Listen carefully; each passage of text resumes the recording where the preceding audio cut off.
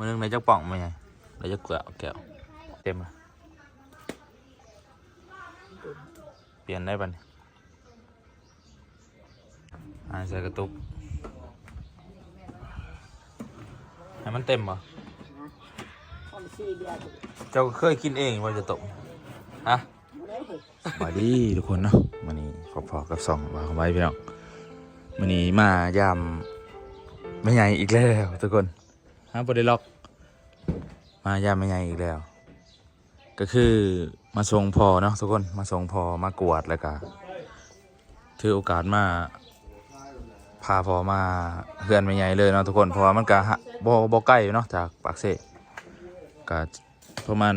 20-30 ลักนี่แหละเนาะนี่ฟ้าเราต้มเราป่ะนี่โอ้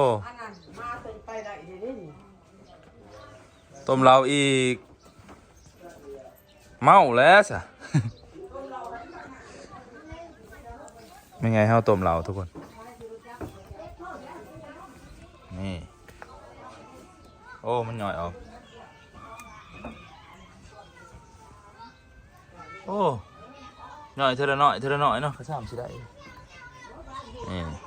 เดี๋ยวเราจะขึ้นไปก่อนทุกคน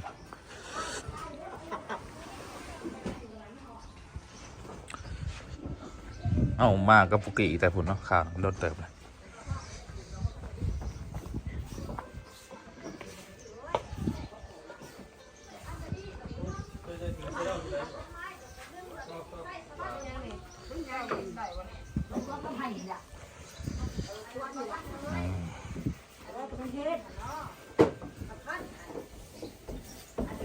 ไม่ยากอ่ะนะนี่มันห้อยโอ้ปักกว้างห้อยธรรมศาสตร์เด้อพี่น้อง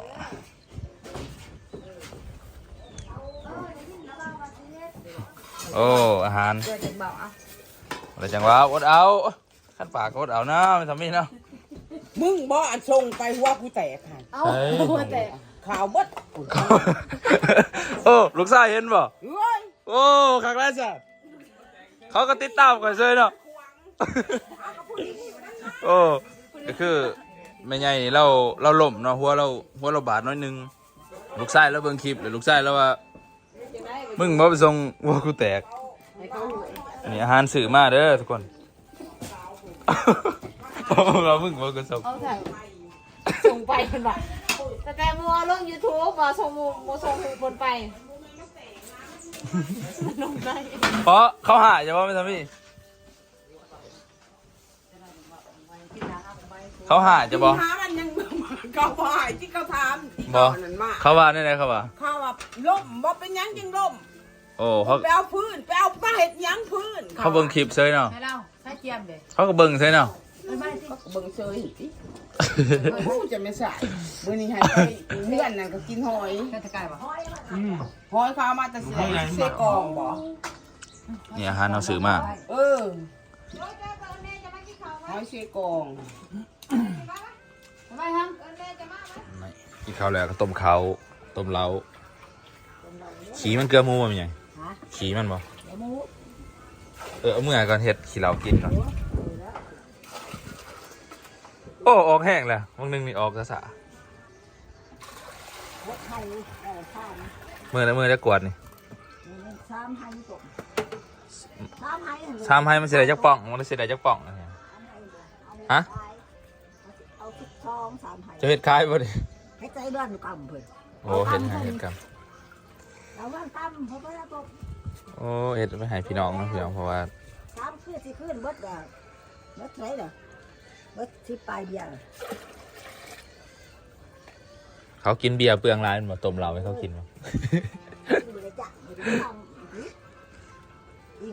โอ้ออกไหวเป็นไหว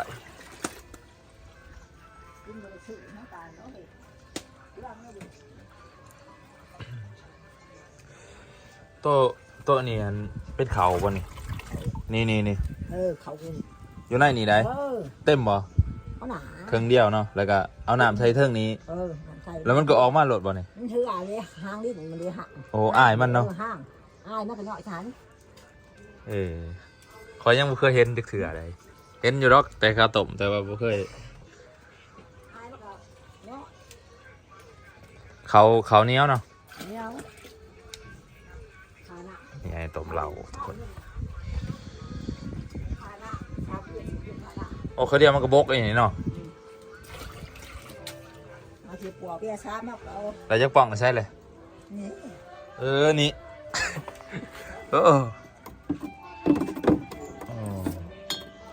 สดๆเราได้นี่เนาะ มาปลุกอ่ะ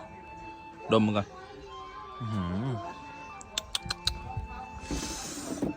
ต้มเอง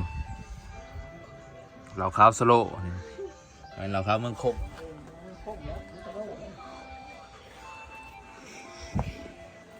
ว้าวทุกคนผักอะลีมันนึงในเจ้าป่องไหมไงเราจะเกลือแก้ว ซ้อมกันอีกนะ โอ้มันออกมาครับเนาะ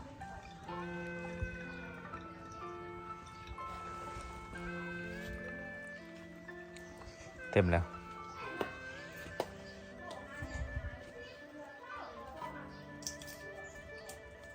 เปลี่ยนไหมไม่ใหญ่เต็มอะเปลี่ยนได้ปะเนี่ย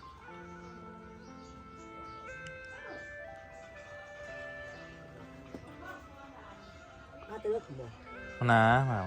สวย โอ้ยไอ้เล็กน้อยนี่บ่ได้เห็นบ่สิเห็น ๆใส่กระตุกให้มันเต็มเหรอ นะคนซีเบียร์ เจ้าเคยกินเองว่าจะตกฮะ บ่ได้เห็นเป็นบัวเบียร์ขั้นบ่บอกยาซีบางไงครับเอาเจ็ดชามากเอาหก ตัว เอาขา ช่องอันนั้นคือปทอเขาบ่งามมันขุ่นคือกันบ่ หาเบียร์ตัวหกตัวนี้อย่างนี้ห้ามกินกันตายเป็นเอง บ่เขาต้มมันก็ขุ่นคือกันบ่แม่นไงขุ่นบ่เบิ่งสิเบิ่งใส่ได้ทุกคนบ่ได้ขุ่น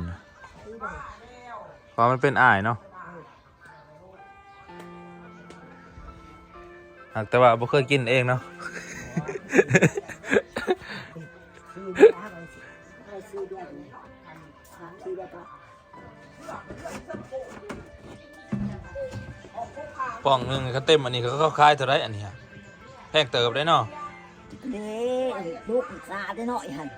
5,000บ่ได้เต็ม 15,000 วันนี้เขาเจ้าได้เนาะเขาเฮ็ดเนาะ เดียวเด้อ อันนี้เอาเนาะลืมนะ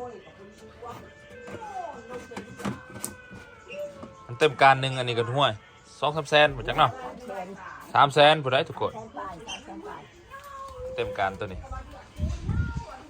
ตัวนี้แก้วตัวนี้สิเต็มแล้วนี่เขาเดียว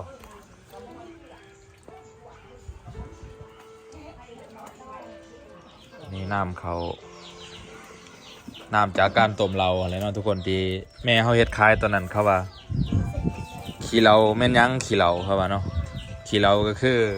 น้ำยังน้ำต้มเขาเนาะน้ำขี้มันเนาะ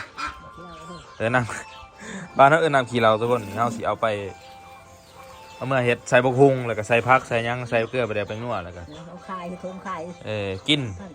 10,000 ขี้เหลาด้วยทุกคนได้จากน้ำที่เฮาต้มเหลาเมื่อกี้นี่แหละเนาะตอนนี้พ่อแม่เฮาก็ได้มาอ่านเคินมาไต่ถูกไต่เทียนเนาะเพราะว่าโดนๆเฮามาบ้านเทื่อนึงแล้วเฮาก็มายังแล้วก็เอิ้นว่ามาไต่ถูกบ่ยังนี่แหละเนาะทุกคนเนาะ เพราะว่าพ่อใหญ่เฮาได้เสียบาง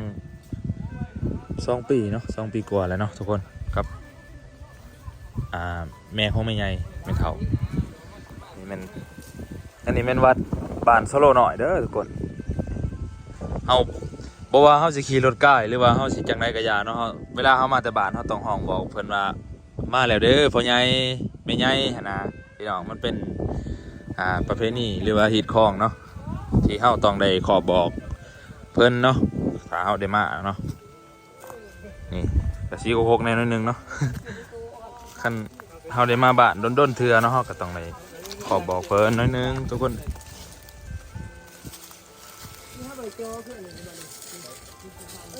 ปิงมาพูด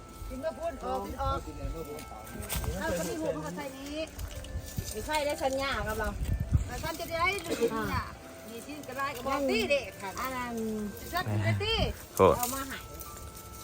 มันเป็นมาบุตรจังไทยมันเป็นมาน้ำมีใครกันหาเราเลยใช้ขวดเอาไม่บอกแค่ไหนนะ ไม่ขาดพ่อใหญ่ ตามมาหน่อยทุกอย่างมองกันไป อุ้งใจอุ้งใจของใครจะได้ให้ชี้ซ้ายชี้ขึ้นเถาะขึ้นเถาะไป ปัดกวดอนามัย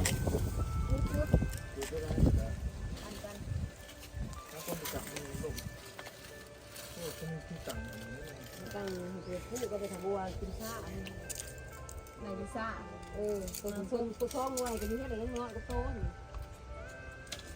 โอ้มูแวงไหวเนาะ เสียไหมได้นี่เนาะนั่นบ่หรือว่าแต่โดนเลย โอ้แล้วสวดแต่โดนแล้ว ก้อนพ่อใหญ่บ่ เตรียมใครล่ะไม่ข้าวพ่อใหญ่ย่างคุณ บ่โอ้เคยเห็นไหมเนาะ ก็คือการได้ยินพอ เขากินกันขาดัดแน่ขาดัดไม่เห็ดนี่นะ สมมติว่าเกินใหญ่เนาะ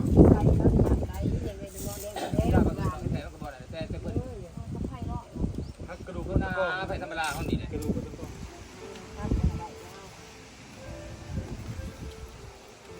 ไอเวียดให้วัน100,000สาวด้วย บาวนาซาวกับเมื่อนำเนาะทุกคนไปหับจ้างเวียดอยู่บ้านอยู่ร้านมันติคำไว้ถ่ายคลิปอะไรนะทุกคนเพราะว่าอยู่นี่มันก็บ่มีเวียกเฮ็ดเนาะนอกจากขายข้าวจังสิได้เงิน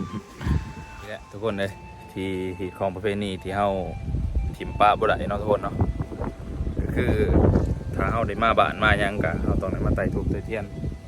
บอกเพิ่นเนาะแต่ละเทื่อเฮาคันเฮามาเฮาก็ต้องได้มาจักซี่เนาะก็คือแบบลูกหลานมานะก็ต้องได้